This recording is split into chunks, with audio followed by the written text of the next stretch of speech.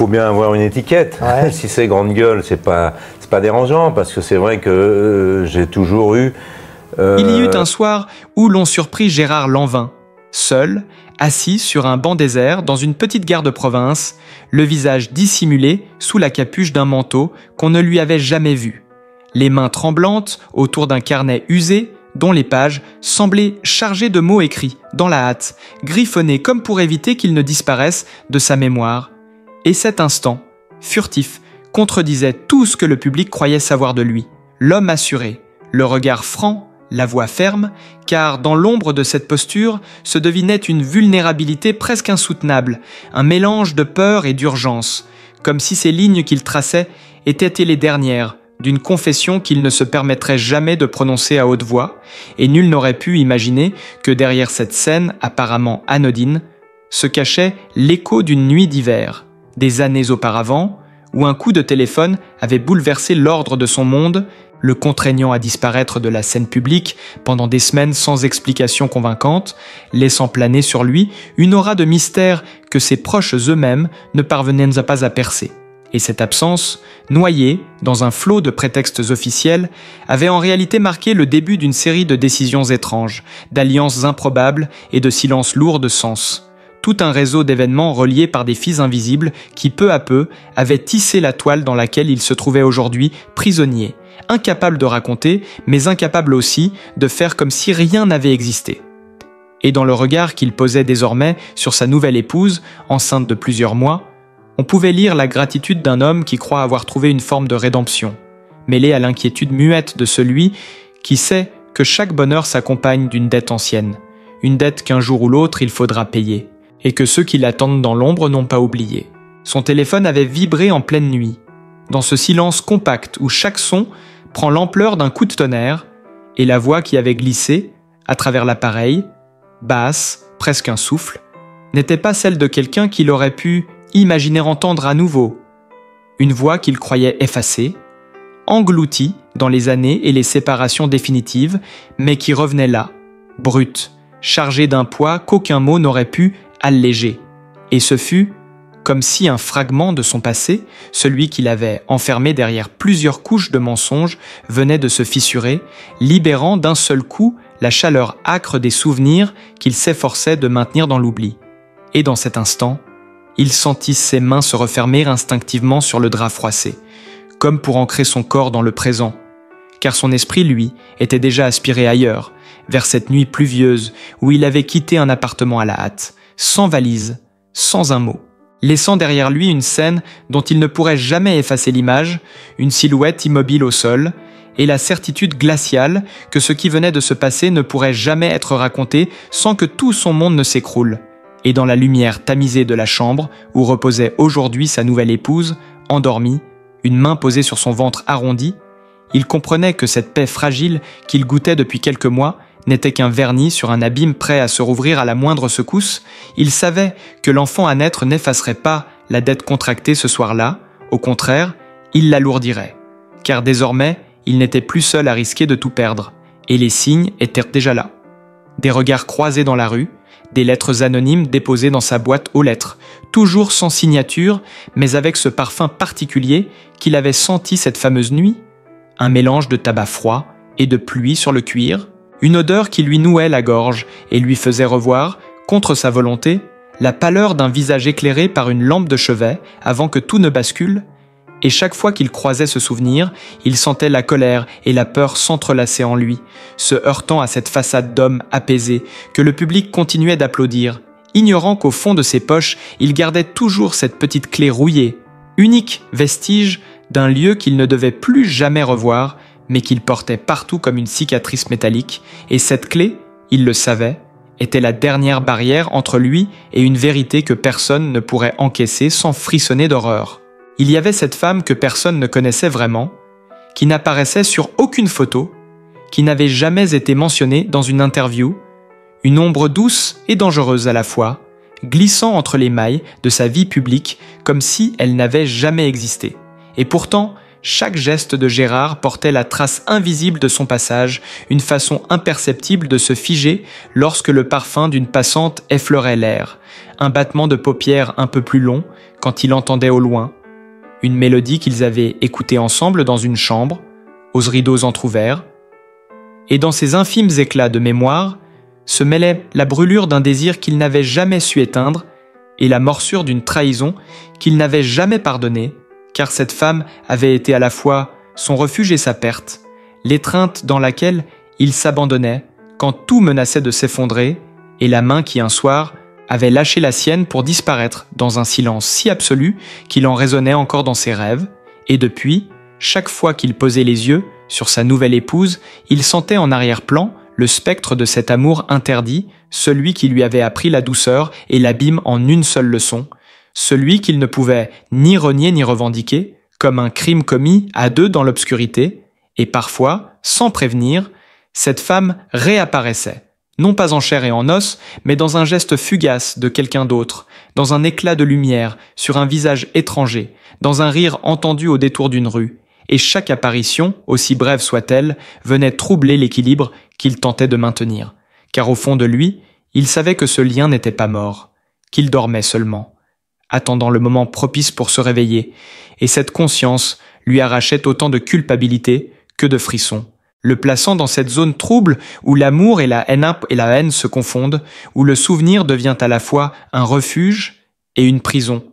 Et plus les mois avançaient, plus il craignait que la naissance de l'enfant ne fasse éclater cette fragile digue émotionnelle, car il sentait que le passé, tapi dans l'ombre, se rapprochait à pas mesurés, comme si chaque sourire qu'il affichait en public, chaque caresse donnée à sa femme, chaque parole tendre était secrètement observée, jugée, comptabilisée par celle qui, quelque part, n'avait jamais cessé de le revendiquer comme sien. Ce fut un après-midi d'automne, dans cette lumière trouble qui hésite entre l'or et le gris,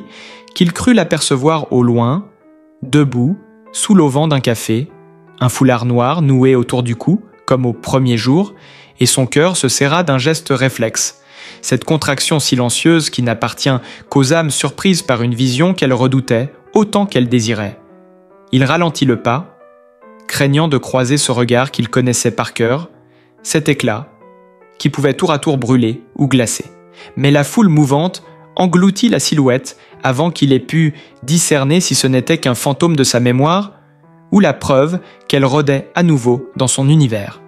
Et le soir même, en rentrant chez lui, il retrouva sur son bureau une enveloppe beige, posée bien en évidence, sans timbre ni adresse, à l'intérieur une simple photo, légèrement voilée, prise d'un angle qui ne laissait aucun doute sur l'intention de l'auteur. On y voyait lui, Gérard, assis sur un banc de parc, absorbé dans la lecture d'un livre, et derrière, floue mais présente, cette même femme, à quelques mètres, un sourire imperceptible aux lèvres, et tout son corps se tendit en lisant au dos de la photo ces quelques mots tracés à l'encre bleue « On ne s'efface pas ». Et il sut, à cet instant, que la frontière entre son présent et son passé venait d'être franchie, qu'il n'y aurait plus de cloison hermétique entre ce qu'il tentait de protéger et ce qui cherchait à revenir, et chaque geste qu'il fit dès lors devint calculé, chaque regard pesé, car il vivait désormais dans l'ombre de cette présence invisible mais oppressante, un jeu de pistes pervers où chaque détail pouvait être un message, une menace ou un souvenir offert comme une arme, et plus il cherchait à l'ignorer, plus elle trouvait des moyens de se glisser dans ses journées. Un morceau de chanson, diffusé par hasard à la radio, au moment précis où ils passaient en voiture devant un lieu qu'ils avaient fréquenté ensemble. Une boîte d'allumettes d'un hôtel de la côte qu'ils avaient inconnu, déposée dans la poche intérieure de sa veste sans qu'il sache comment, une bague qu'il avait vue disparaître une nuit et qu'il retrouva, des années plus tard, au fond d'un tiroir pourtant toujours fermé à clé. Et toutes ces intrusions, infimes mais précises, venaient d'y fissurer la surface calme qu'il présentait au monde, alimentant un feu intérieur qu'il ne pouvait ni éteindre ni embraser totalement, un feu qui le rongeait de l'intérieur et nourrissait des pensées qu'il se surprenait à formuler dans la solitude. Que se passerait-il si elle frappait à sa porte, si elle le forçait à choisir, si elle mettait au jour ce qu'ils avaient partagé,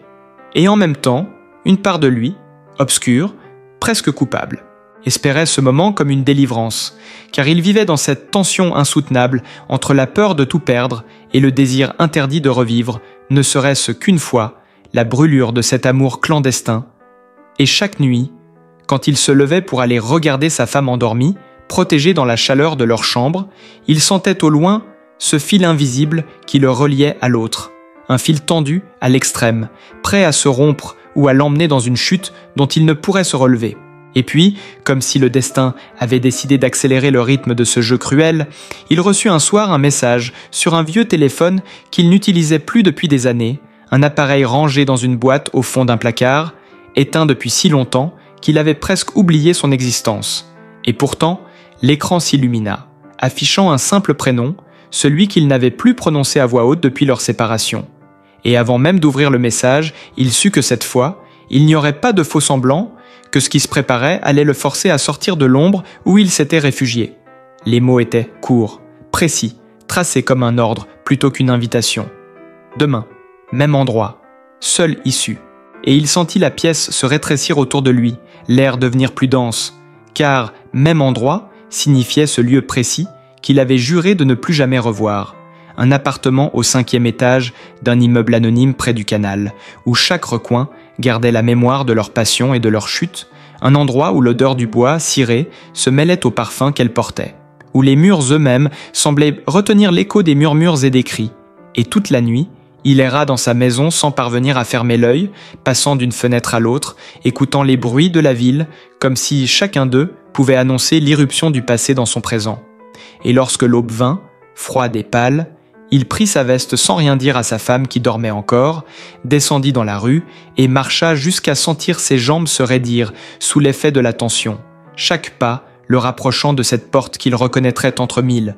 Et lorsqu'il l'ouvrit, le couloir semblait inchangé, la lumière filtrant à travers les persiennes, la poussière dansant dans l'air, et là, au centre du salon, elle l'attendait, debout, vêtue d'une robe simple mais qui semblait épouser chaque battement de son cœur, ses yeux brillants d'une intensité qu'il n'avait jamais pu soutenir longtemps, et avant qu'il ne trouve un mot, elle posa sur la table basse un petit coffret noir, le fit glisser vers lui et dit seulement « C'est à toi de décider ». Et dans ce coffret, il aperçut ce qu'il avait toujours redouté et espéré à la fois, la preuve matérielle d'un passé qu'il ne pouvait plus nier, un passé qui, s'il venait à la lumière, brûlerait tout ce qu'il avait construit depuis. Il resta immobile, les doigts crispés sur le bord du coffret, incapable Kowomim de l'ouvrir tout de suite, comme si le simple geste d'en soulever le couvercle scellerait un destin qu'il ne maîtriserait plus, et elle le fixait sans ciller, le visage impassible, mais les yeux chargés de cette lueur qu'il n'avait vue qu'aux instants où elle préparait une décision irrévocable, une lumière où se mêlaient la douceur des souvenirs et la froideur de la vengeance. Il finit par céder, lentement. Et à l'intérieur, il découvrit un petit carnet à la couverture de cuir, élimé par le temps, relique de ces années d'ombre qu'ils avaient à partager, chaque page couverte d'une écriture nerveuse, dense, mêlant des phrases d'amour enflammées et des bribes de conversation qu'il n'avait jamais pensé voir consignées. Et au fil des lignes, il comprit que ce carnet n'était pas seulement un témoin de leur relation, mais une arme capable de fissurer son présent, car entre ces mots se glissaient des détails que seul lui pouvait reconnaître.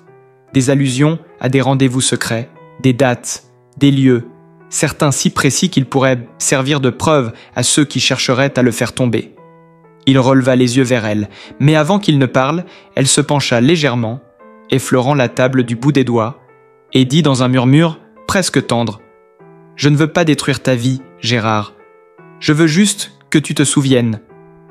Et ce fut là qu'il comprit que cette rencontre n'était pas seulement une menace, mais un rappel brutal que leur lien, aussi interdit et dangereux soit-il, avait survécu à tout, et qu'il ne pourrait plus jamais prétendre qu'il n'avait pas existé. Alors qu'au loin, dans la lumière vacillante du matin, il crut percevoir comme un écho, une vibration silencieuse, celle d'un avenir où il devrait enfin choisir entre la paix, fragile qu'il s'était bâtie, et l'abîme brûlant d'un amour qu'aucun oubli n'avait su éteindre. Il allait refermer le coffret quand un bruit sec retentit derrière lui, un déclic métallique reconnaissable entre mille. Il se retourna lentement et aperçut sur le rebord de la fenêtre un petit dispositif noir relié à un câble, une caméra miniature dont le voyant rouge clignotait encore, preuve qu'on avait enregistré chaque seconde de leur rencontre depuis qu'il avait franchi la porte. Il sentit une sueur glacée lui couler le long de la nuque et chercha instinctivement à savoir qui d'autre se trouvait dans l'appartement. Mais elle ne bougeait pas, comme si la présence de cet appareil faisait partie du scénario. Elle attrapa la caméra d'un geste vif et la posa sur le carnet, ses lèvres se courbant en un sourire à la fois cruel et triste, puis sortit de la poche de sa robe une enveloppe plus épaisse que la précédente, à l'intérieur de laquelle se trouvaient plusieurs clichés imprimés sur du papier glacé. On y voyait Gérard, dans des situations que lui seul savait compromettantes, des lieux qu'il croyait oubliés. Et sur la dernière photo, un détail lui coupa le souffle. Sa femme actuelle, enceinte, photographiée à distance, tenant la main d'un homme qu'il ne connaissait pas, leur visage à peine visible, mais leurs gestes d'une proximité troublante, il sentit le sol se dérober sous ses pieds, son cœur battre si fort qu'il lui semblait résonner dans tout le salon, et avant qu'il n'ait le temps d'articuler un mot, elle s'approcha, si près qu'il pouvait sentir à nouveau ce parfum qui avait marqué chaque fibre de sa mémoire, et lui souffla à l'oreille « Tu croyais avoir le contrôle, mais cette fois, ce n'est plus toi qui décides comment l'histoire se termine. » Il resta figé, incapable de savoir si la brûlure qui montait en lui venait de la colère ou de la peur, et ses yeux passaient sans cesse de la photo à son visage, cherchant la moindre faille, le moindre indice qui lui permettrait de reprendre l'ascendant. Mais elle, immobile, semblait déjà avoir gagné, comme si chaque seconde qu'il passait dans ce silence confirmait sa défaite. Le poids du coffret dans ses mains devint insupportable, il le posa lentement, conscient que le moindre geste pouvait déclencher une réaction en chaîne dont il ne maîtriserait rien. Elle recula d'un pas, le regard fixé sur lui, et ajouta d'une voix basse « Demain, à la même heure, j'attendrai ta réponse. Ou quelqu'un d'autre viendra la chercher. » Puis elle ouvrit la porte d'un geste tranquille, laissant entrer un souffle d'air froid qui fit frissonner Gérard. Il comprit que le piège n'était plus seulement autour de lui, mais qu'il s'était refermé sur tout ce qu'il aimait et qu'il ne lui restait plus qu'une nuit pour décider de trahir son passé, ou son présent. Et dans ce silence saturé de menaces et de souvenirs, Gérard sentit que chaque battement de son cœur résonnait comme un compte à rebours vers une vérité inévitable. Ses doigts se crispèrent sur le carnet tandis que ses yeux restaient fixés sur les photos. Mélange toxique de trahison et de désir. Et il comprit que l'ombre qu'il avait tenté d'oublier venait désormais s'asseoir à sa table, prête à dicter les chapitres suivants de sa vie. Une vie qu'il croyait à l'abri, mais qui se trouvait exposée aux regards les plus indiscrets. Et alors qu'un frisson parcourait son dos, il sut que la seule façon de survivre serait de plonger encore plus profondément dans ce jeu dangereux, d'affronter ce passé qui refusait de mourir, car dans ce regard brûlant posé sur lui, il y avait autant de promesses que de menaces, et que la fin de cette histoire ne pourrait s'écrire qu'au prix de tout ce qu'il avait juré de protéger. Abonnez-vous pour découvrir jusqu'où il sera prêt à aller.